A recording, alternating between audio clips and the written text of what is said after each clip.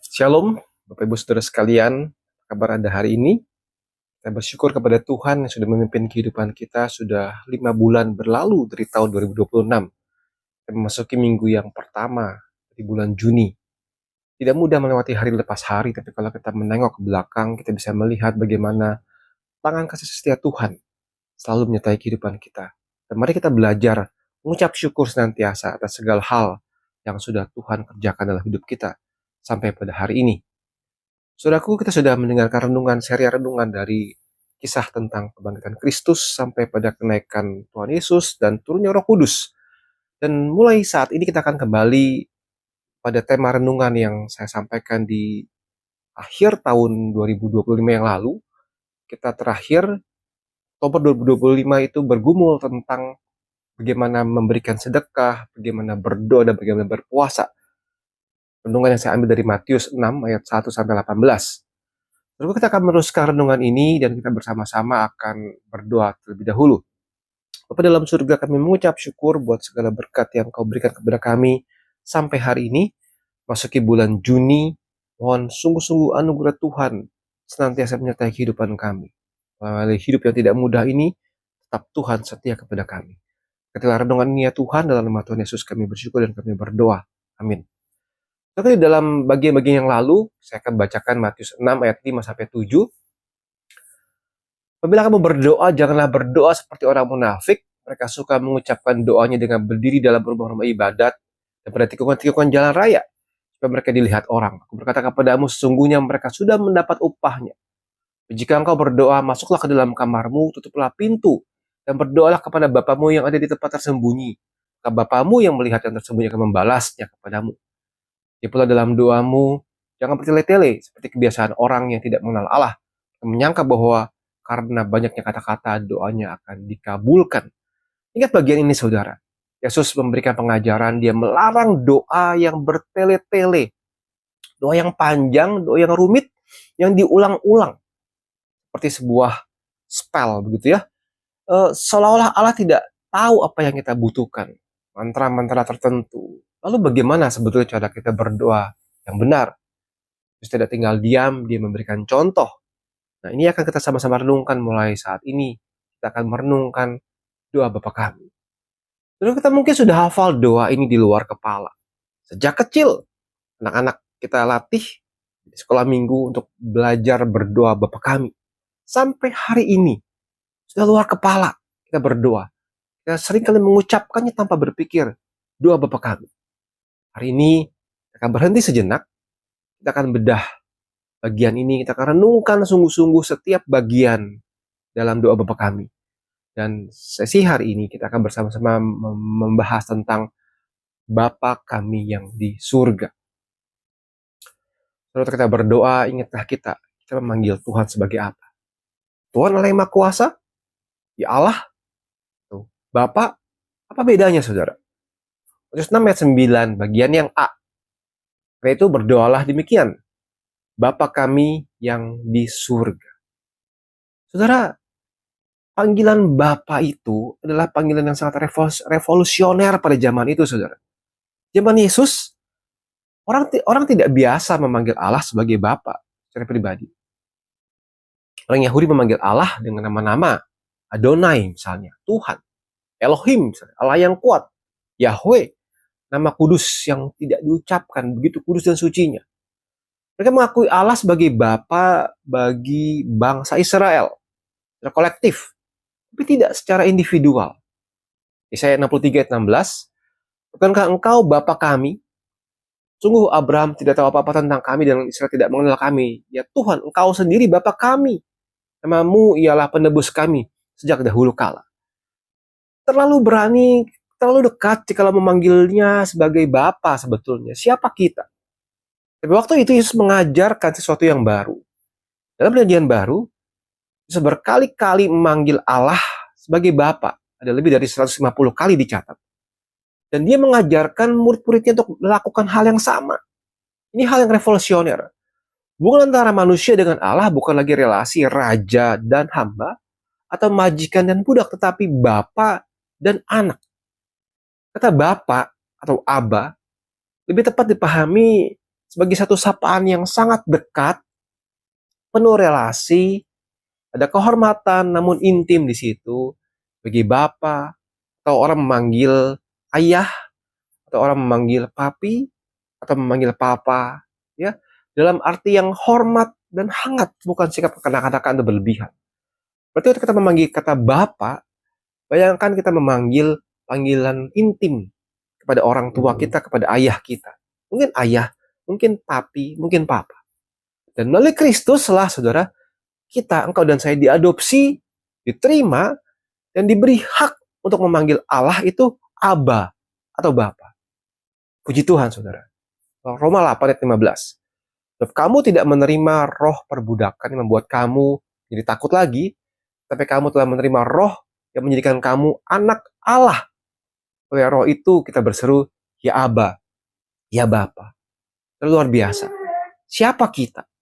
Tapi karena kita melalui Kristus lah kita diadopsi dan diterima dan diberi hak memanggil Allah sebagai Bapa. Luar biasa, saudara. Satu panggilan yang luar biasa, satu posisi yang diangkat luar biasa. Dan puji Tuhan untuk hal itu. Dan Allah itu bukan dewa yang jauh dan dewa yang penuh dengan murka, saudara. Zaman-zaman itu, dewa-dewa itu digambarkan sebagai makhluk yang jauh, ya, tidak peduli, bahkan jahat, suka marah, suka murka. Terus berkata tidak. Allah adalah Bapa, ya dekat, ya peduli, ya baik. Pemahaman ini mengubah segalanya. Jika Anda tahu bahwa Anda sedang berbicara dengan Bapa Anda sendiri, Anda tidak perlu gugup, Anda tidak perlu berdoa dengan kalimat-kalimat formal yang kaku, Anda bisa jujur datang apa adanya. Anda bisa jujur datang apa adanya. Ada 3 kebenaran tentang Allah sebagai Bapa. Yang pertama, Bapa di surga adalah Bapa yang sempurna, tidak seperti Bapa di bumi.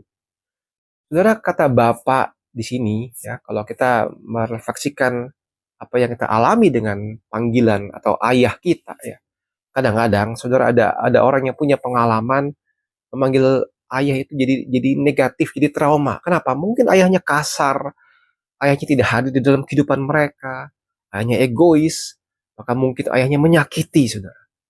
Jadi waktu kita memanggil Bapak ada rasa luka, yang rasa bukan contoh yang baik. Saya tidak punya bayangan yang baik tentang ayah, tentang Bapak yang baik.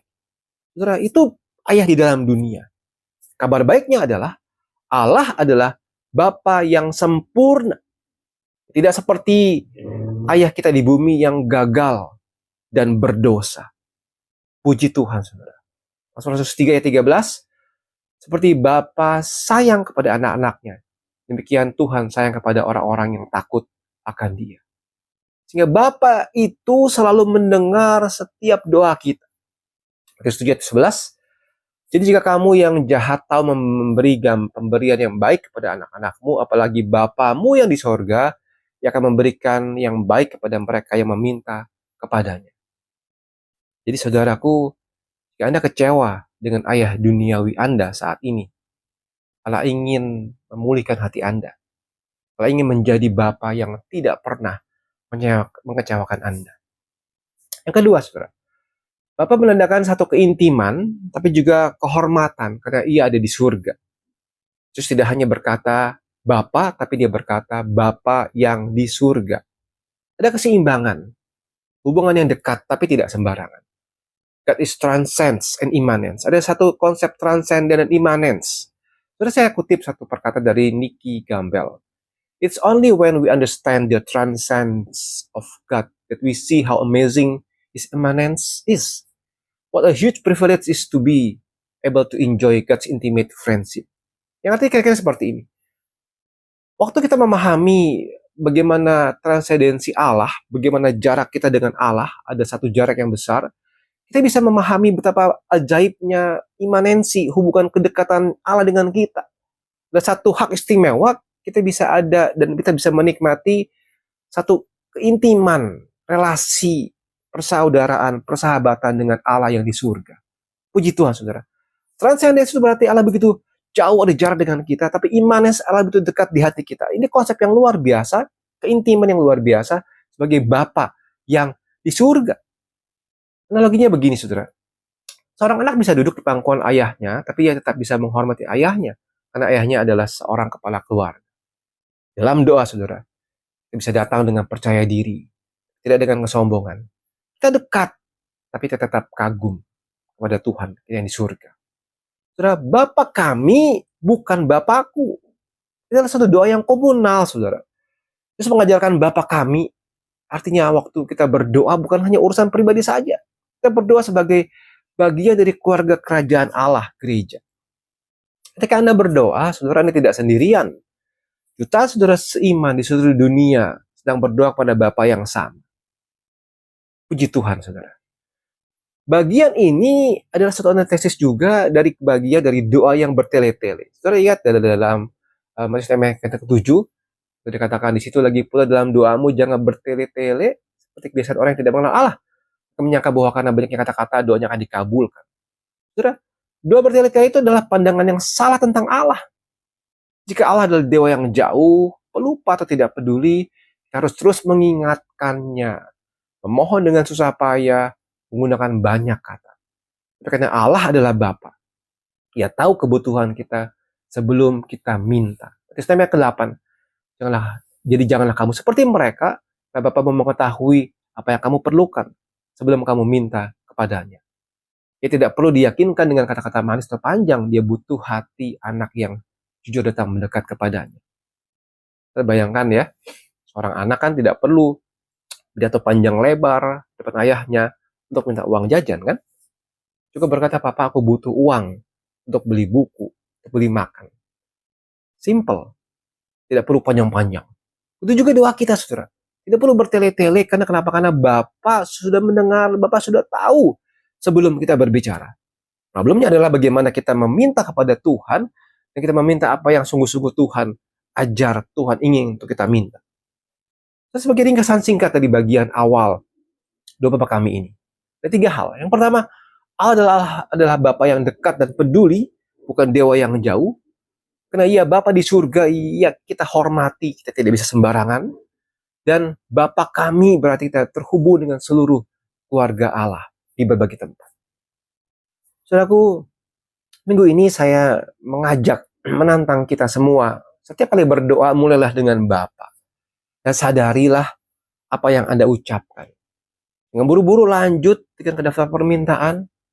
Tapi berhentilah sejenak, rasakanlah bahwa saya sedang berbicara dengan Bapa saya yang di surga.